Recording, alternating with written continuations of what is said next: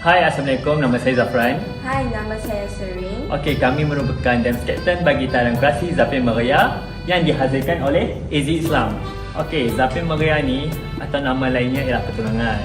So, semasa upacara pertunangan dilangsungkan, pihak lelaki akan menghantar hantaran kepada pihak perempuan yang diketuai oleh ahli keluarga pihak lelaki kepada pihak perempuan.